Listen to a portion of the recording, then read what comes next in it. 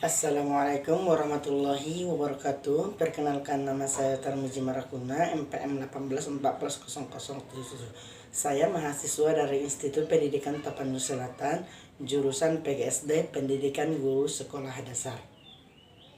Adapun tujuan saya membuat video ini tiada lain tiada bukan hanya untuk menyempurnakan ujian UTS yang diberikan oleh dosen kita.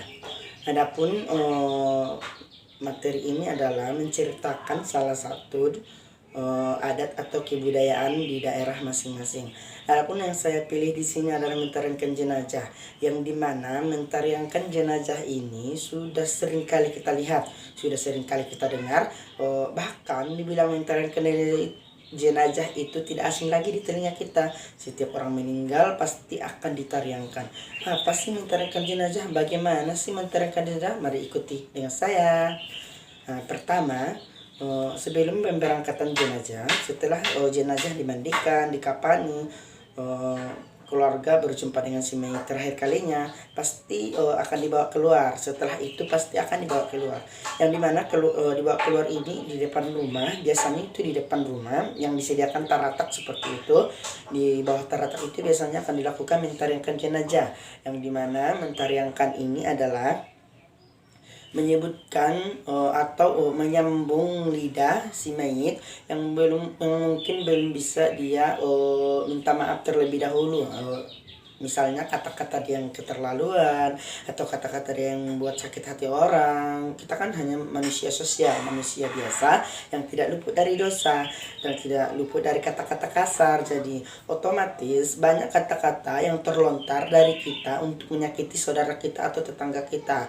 Otomatis dari situ suhud atau yang disebut keluarga, kalau di bahasa kebudayaannya itu atau bahasa adatnya itu suhud itu adalah keluarga yang dimana keluarga terdekat si mayit, yang dimana dia akan menyambung lidah dari si mayit untuk meminta maaf jika ada perkataan atau mungkin gerak-gerik semacam itu yang dibuat si mayat untuk meminta maaf kepada yang bersangkutan misalnya. Jadi di sini akan disebarluaskan jika si mayat ini mempunyai salah, kami dari keluarga atau kami dari suhud meminta mohon maaf, semoga dimaafkan, seperti itu. Setelah memaafkan kata-kata, dia akan berlanjut kepada utang piutang. Jadi si mayat kan di sini bersosialisasi, otomatis ada utang piutang. Jadi kalau ada utang piutang yang belum bisa diikhlaskan, maka utang piutang ini akan diserahkan kepada suhud. Otomatis si suhud ini akan membayar semua hutang-hutang yang dihutang oleh si mayat yang nggak bisa diikhlaskan oleh teman kerabat, si penghutang atau tetangga semacam itulah. Kepada siapa dia berutang, kalau dia tidak bisa mengikhlaskan, otomatis suhud harus turun tangan untuk membayar hutang si mayat agar si mayat ini terlepas dari utang piutang. Seterusnya selain dari utang piutang ada juga sayur menyayur, yang dimana sayur ini kan kita kan makhluk sosial.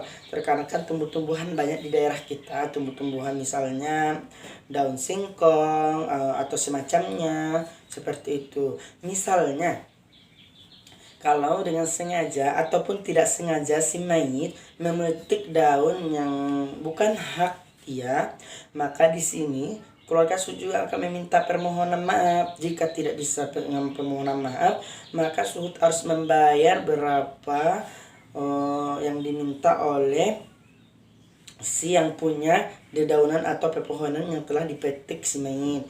Ini adalah guna untuk membersihkan mayit dari utang piutang, dari persoalan duniawi, dari persoalan kebun-kebunan seperti itu.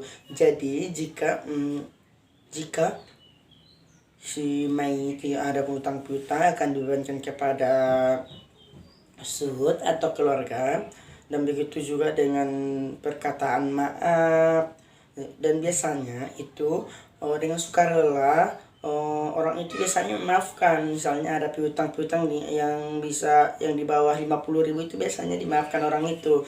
Tapi seharusnya itu kalau misalnya tidak dimaafkan itu memang harus dibayar seperti itu, tapi kebanyakan orang sih memaafkan seperti itu karena dia terakhir kalinya gitu, terakhir kalinya menghadap kita, dia terakhir kalinya pinginnya dia bersih kembali kepada Tuhan, dia bersih ke kita, jadi bersih juga ke Tuhan seperti itu. Jadi adat ini gunanya untuk supaya kita menghadap kepada Allah Subhanahu wa taala itu dengan keadaan suci, bersih, tanpa ada utang piutang, serta enggak ada lagi persangkutan ini itu kepada mau itu tetangga kita, keluarga kita, kerabat kita yang jauh, teman sahabat atau kita, semua itu harus diperminta maafkan, dipertanggungjawabkan oleh suhud, yang dimana suhud ini adalah keluarga sekaligus keluarga dekat. Suhud di sini maksudnya keluarga, bukan keluarga family ya. Keluarga di sini adalah keluarga dekat. Bisa juga family jika keluarga dekat itu tidak memungkinkan seperti itu. Kenapa bisa tidak memungkinkan? Misalnya keluarga itu keluarga itu tidak memiliki suami ya ceknya, suaminya udah meninggal, cakap, anak-anaknya masih kecil, dia meninggal juga seperti itu. Jadi ini diwakilkan, suhudnya diwakilkan oleh family mereka seperti itu. Tapi jika ada orang dewasa family atau jika ada orang dewasa lebih dekat dari family, misalnya keluarga, anak, ayah, seperti itu, misalnya masih ada anak dewasa, ayah yang sudah dewasa seperti itu kan. Kalau misalnya ada yang lebih dewasa dari keluarga dalam artian kalau nggak ayah anak ya. Lalu misalnya meninggal ini ibu-ibu, kalau misalnya meninggal ini ayah, kalau nggak ibu anak seperti itu ya. Tapi dengan catatan yang sudah dewasa, yang sudah akal balik. Yang dimana akal balik ini adalah yang sudah mengetahui hal buruknya tentang untuk semua, yang udah bisa dibuat lah. Misalnya seandainya pun orang minta tuntutan, dia harus menyanggupi pembayaran seperti itu. Kalau memang tidak ada orang dewasa di sana, maka ditanggungjawabkan kepada family-nya. Kalau enggak family dari si perempuan, misalnya yang perempuan meninggal, kalau bukan dari family perempuan, family laki-laki juga boleh seperti itu. Jadi inilah adat yang menurut saya ini bagus seperti itu. Bagusnya di mana? Karena kita kan datang ke dunia ini keadaan Allah berikan keadaan bersih, keadaan suci. Baiknya kita kembali ke hadapannya juga dengan keadaan suci seperti itu. Ini adalah salah satu untuk mensucikan diri. Mensucikan ini dalam artian jika ada persangkutan dengan manusia di selama masa di dunia, itu dipertanggungjawabkan oleh si keluarga mayit atau suhud maaf, akan dipertanggungjawabkan oleh si keluarga mayit atau suhud. Mungkin kalau menyangkut tentang mentaringkan jenazah itu, cara-cara mentaringkan jenazah seperti ini. Jika ada kata-kata atau yang kurang berkenan di hati para tetangga atau para kerabat sekalian, kami dari suhud meminta maaf. Kami sebagai penyambung lidah dari si suhud meminta maaf kepada yang bersangkutan. Kurang lebih seperti itu. Kalau memang ada utang piutang yang harus diselesaikan, maka kami akan menyelesaikannya. Kami tunggu di rumah kami berturut-turut 3 hari seperti itu. Misalnya si keluarga menunggu membuka pintu selama 3 hari, bukan dalam artian membuka pintu atau buka saja ya, tidak. Tapi membuka pintu, memberikan orang masuk untuk yang mau menyelesaikan persangkutannya. Otomatis terakhir